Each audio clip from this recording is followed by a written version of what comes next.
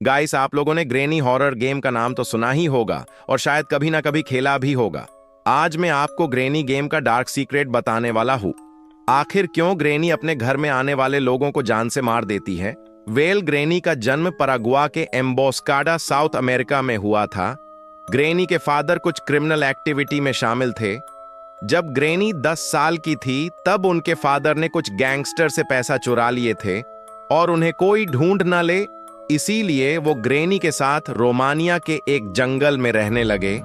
5 साल बाद एक दिन गैंगस्टर्स ने उन्हें ढूंढ लिया और ग्रेनी के फादर को वहीं मर डाला। जैसे तैसे ग्रेनी वहां से भाग गई थी, इसीलिए वो बेहोश हो गई थी। जब उनका होश आया तो देखा वो एक पुलिस स्टेशन में थी। फिर उन्होंने अपनी साथ घटी सारी घटना को पुलिस को बता दिया। अब ग्रेनी का कोई नहीं था, इसीलिए उन्हें अनाथ आलय भेज दिया।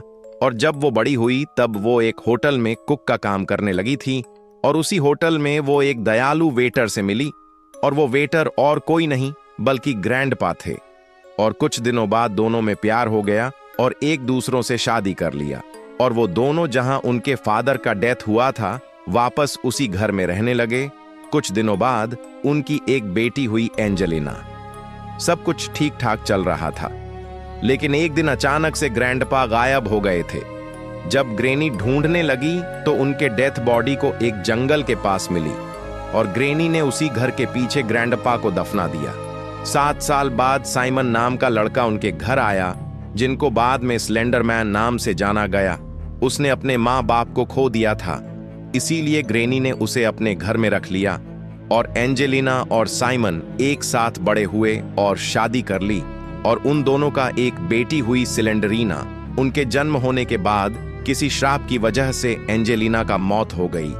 फिर सिलेंडरीना ने कॉफिन गाय से शादी की।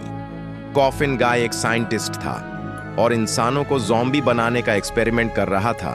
कहा जाता है कि एंजेलिना की श्राप की वजह से सिलेंडरीना भी श्रापित थी। सिलेंडरीना काला जादू सीखने में दिलचस्पी रखती थी और उन्हें एक किताब मिला जिसमें लिखा था जादू सीखने के लिए अपने बेटी की बलि चरानी पड़ती है।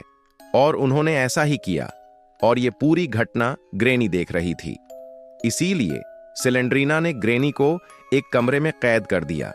और जब ग्रेनी मरने की हालत में थी तब उनके पोती की आत्मा ने उन्हें कमरे से आजाद किया और उन्हें कुछ शक्तियां दी और वो भूत बन गई और पोती की बदला लेने के लिए सिलेंडरीना को ढूंढने लगी। बाद में ग्रेनी ने अपने शक्तियों से ग्रैंडपा को जीवित किया, लेकिन ज़ॉम्बी के रूप में।